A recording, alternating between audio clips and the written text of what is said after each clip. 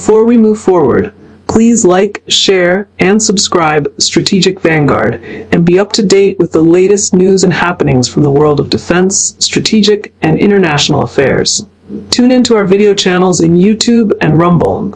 And if you want to hear the audio version, tune into our Strategic Vanguard channels in Spotify and Amazon Music. Welcome back to the Deep Dive. Today we are strapping in for a really high-stakes look at some serious geopolitical complexity. Indeed. We're peeling back the layers on a relationship that's both incredibly enduring and, well, facing unprecedented challenges right now. That's right. We're talking about India and Russia, their deep strategic connection. Our mission today is pretty clear. We want to unpack how this evolving relationship, especially since, 2022, has been tested and really transformed by the conflict in Ukraine. It's certainly challenged decades of established norms. Strategic certainties, too. Okay, so let's unpack this. Before we even look at the immediate impact of the war, we have to recognize the sheer, the weight of history here, decades of it. Definitely. You can't understand the present without grasping that past. For the better part of the last half century, going right back to the Cold War, India and the Soviet Union, and then later Russia, they've had this, well, it was often called a special relationship, wasn't it? Foundational, really, for India's security thinking. It really was, not just standard diplomatic ties. There was a legacy there, a deep-seated trust built largely on defense cooperation. Yeah, Moscow was, for the longest time, India's most trusted defense supplier. And this is where the scale of it just becomes, well, staggering. It's hard to overstate. We're talking about more than 60, maybe even 70% of India's military platforms. Think fighter jets, tanks, crucial air defense systems, even the advanced S-400s. They're of Russian origin. That's not just a trade imbalance. That's a fundamental operational reliance. Exactly. And it's something that's extremely difficult, maybe even impossible to pivot away from quickly. You can't just swap out your entire military overnight. And it's a relationship that was really forged and proven in moments of crisis. That's why it carries such profound, sentimental, but also strategic weight in New Delhi. Like 1971. Precisely. Think back to the pivotal 1971 Bangladesh Liberation War. The U.S. and China were, well, actively leaning towards Pakistan. Moscow stood firm with New Delhi. That was huge, essentially a diplomatic shield. Absolutely.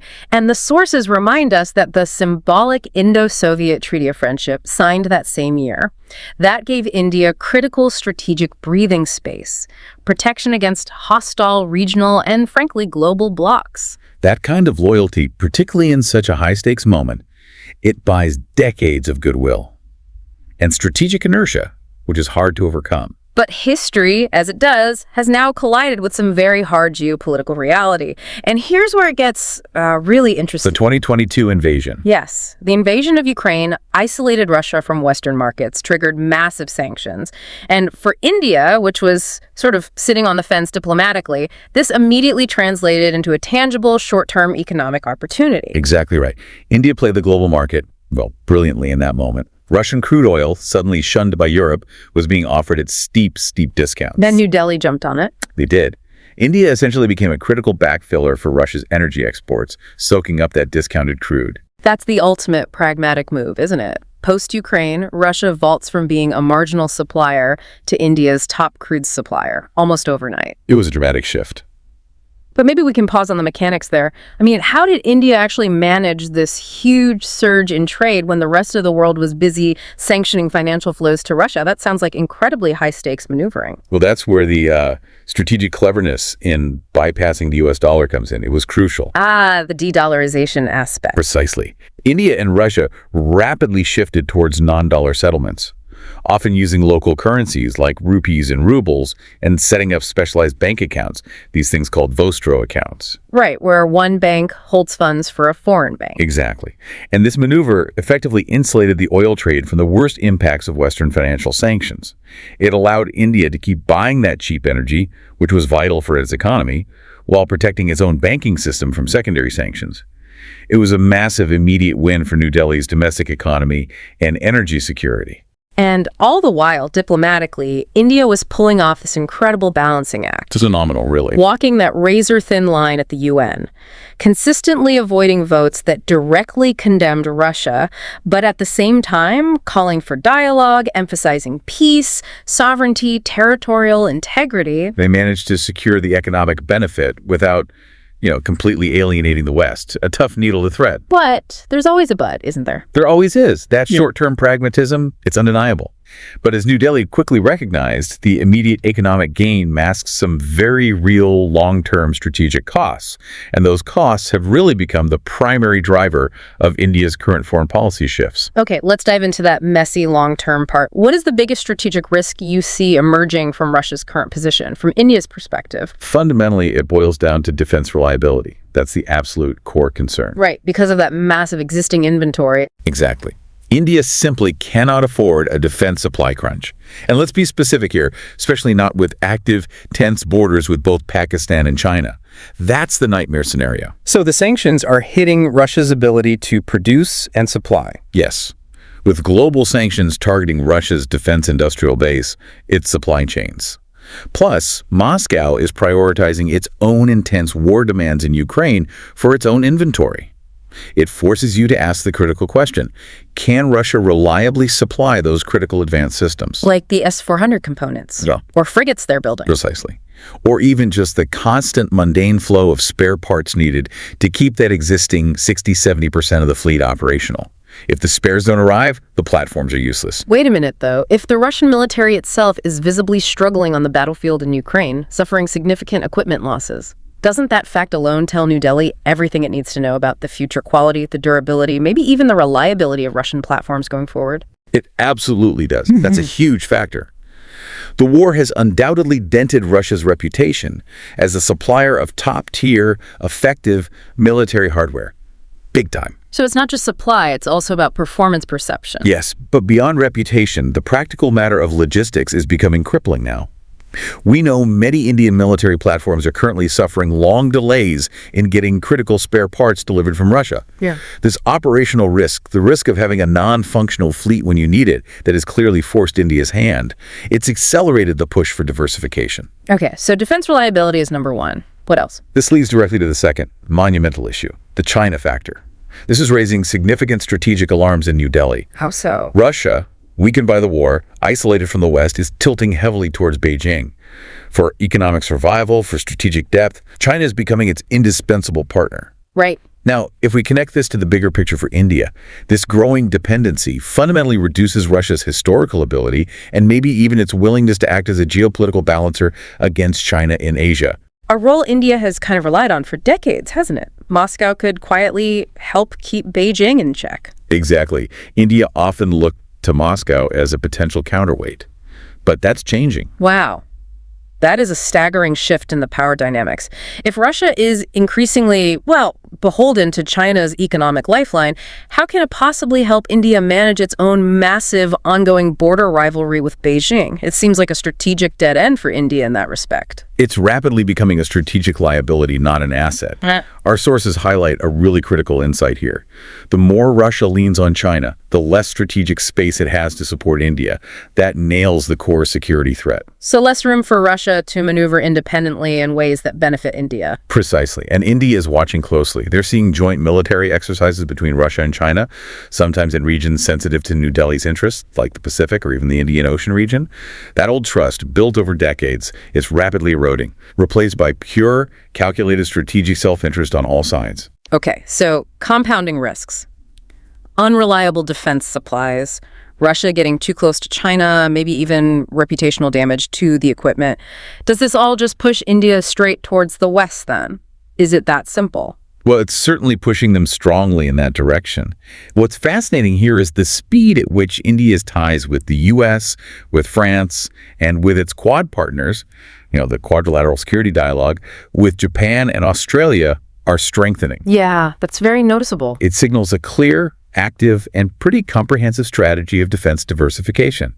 They're making a concerted effort to update and broaden their defense architecture, not putting all their eggs in one basket anymore. What are the main goals there? Just buying more Western kit? It's more than just buying off the shelf, though that's part of it. The primary goal seems to be accessing advanced Western technology that was perhaps previously unattainable or maybe just refused by the West under different circumstances. Like what specifically? We're seeing major deals being signed or discussed for specifics like cutting-edge armed drones from the U.S., advanced fighter jet engine technology cooperation with France and the U.S., and even, reportedly, early discussions about potential cooperation on highly sensitive areas like nuclear submarines down the line.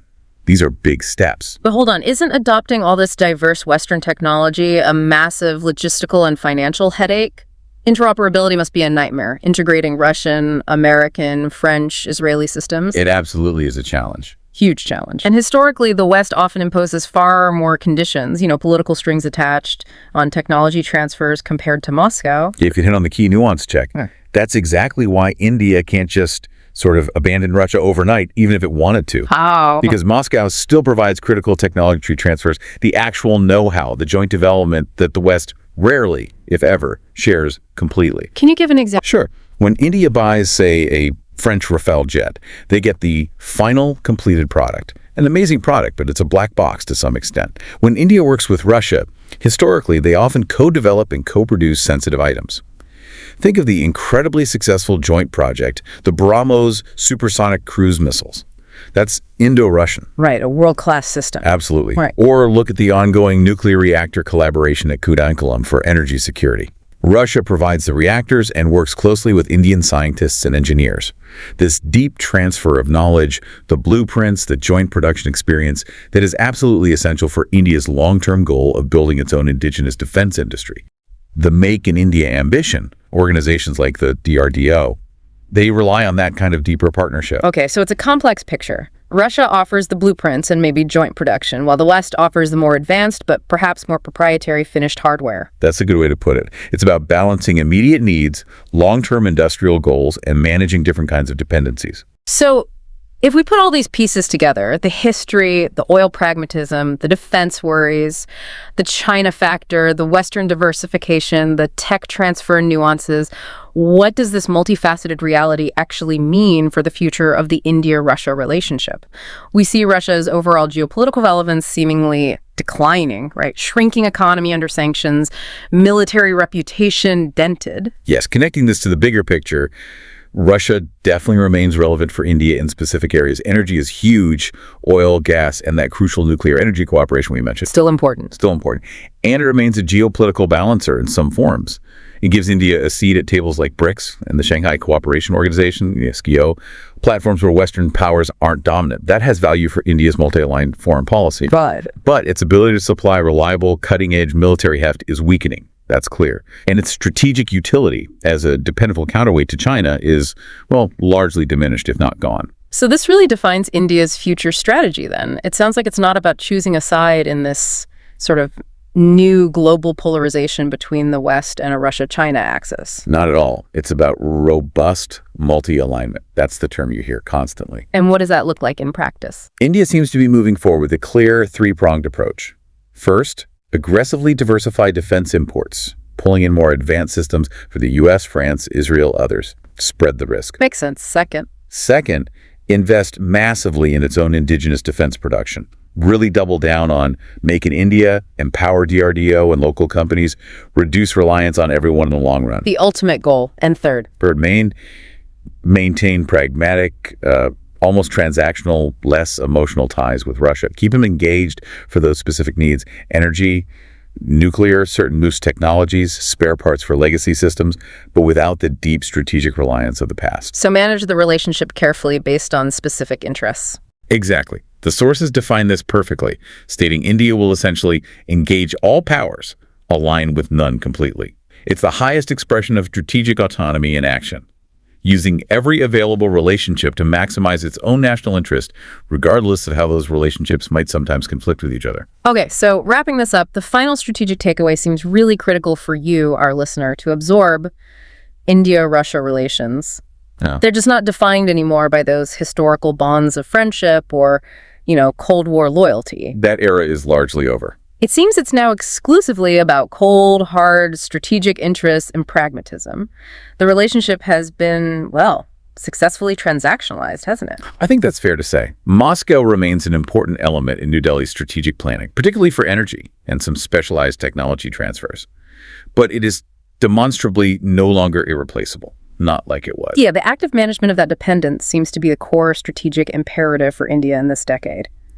So the challenge for you to consider is clear.